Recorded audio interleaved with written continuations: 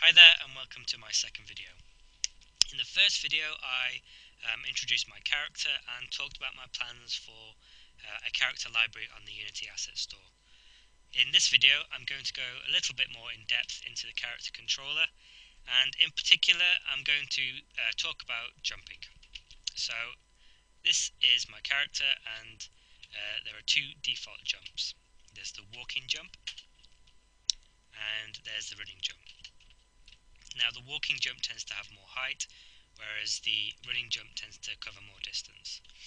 And using these two jumps I'm going to clear the obstacle ahead.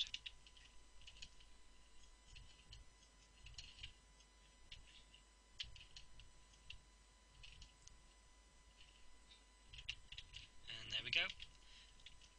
So you can see the default jumps, they work well, and you could just drop the character into your scene and build around those jumps and everything would be fine. However, I don't expect people to necessarily do that.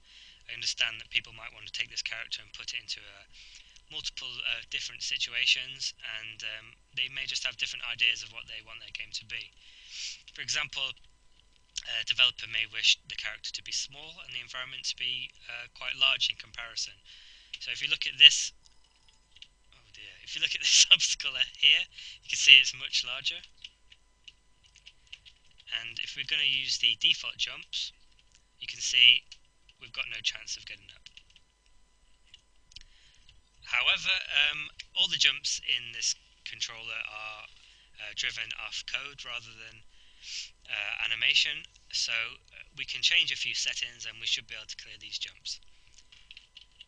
So approaching it again, what I'm going to do to clear the jump, I'm going to select my character in the hierarchy, go to the inspector, look for jump booster third person script, and then scroll down to find vertical walk multiplier, and I'm going to change that to 4.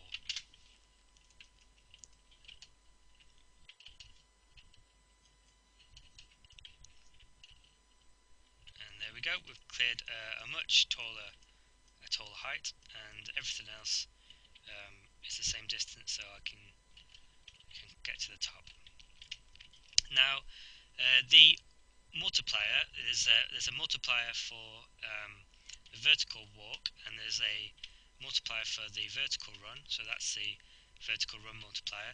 They will take your jump height and they will basically multiply it. So if I've got 4, I'll be jumping 4 times as high. If I've got 10, I'll be jumping 10 times as higher, and so on. There's also another control in the script called run boost or walk boost, and what that does is it will push me further forward on any jump, so no extra height, but it will take me further forward. So with that control I'm going to try and jump across these large gaps. Now on the floor I'll just do the same thing with the default jump. Hold on. And you can see I wouldn't really get very far, maybe 1/3 of the way. But changing these values, I should be able to clear this jump. Now I just want to note that these aren't multipliers in the same way as the height, so you may have to change around with it a little bit before you get the right figure, but it's not hard to try with trial and error. Okay, so these are also taller than the previous one, so I'm going to change my vertical walk multiplier to 8, just to clear these high blocks. And now I'm going to try and get over this gap. So I'm going to look to the vertical run multiplier, because I'm going to do this with a running jump. I'm going to change that to 3. Now that's not needed, but because I'm going to be jumping so much further, I'd like to give it a little bit extra height for plausibility, even though it's a bit of a ridiculous jump. I'm also going to change the forward run boost now to 20. And now let's give it a go. There we go. Just about made it across there.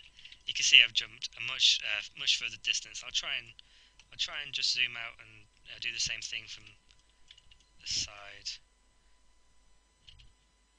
There you go. You can see he's jumping much further now. There we go. So that's the basics of the jump controls. There's an extra control here called, just quickly default all these. There's an extra control here called short fall height. Now I may change that to full height in the final release, but it'll be there, and it should be fairly obvious. Now this says the height at which the character will enter a falling state. So when I come up this ramp and jump off, you'll see that he starts to fall and land. If I do the same thing from a short distance, you can see that he won't enter that state. If you make this high, so I'll make this 30, he shouldn't enter that full state at all. So you want to adjust that to your game. Depends how soon you like the character to enter a full state. I'm just going to change that back down to 10. Underneath it is a falling directional speed, and that's how much control the character will have when how much control the player will have when the character is falling. So I'm going to change that for demonstration purposes, I'll put that up to 50. You should see now that when I fall, I will do so at a much faster rate in terms of direction. I'll be able to go much further. Ooh. I didn't expect to make it all the way over there, but you can see how I had a lot of directional control then. So you want to change that to whatever you feel is fit for your game. Apart from that, there's two graphs. I think I should do a separate video to explain the graphs. So for now, that's the jumping tutorial. Thank you for watching. Give me any feedback, and I'll speak to you soon. Bye.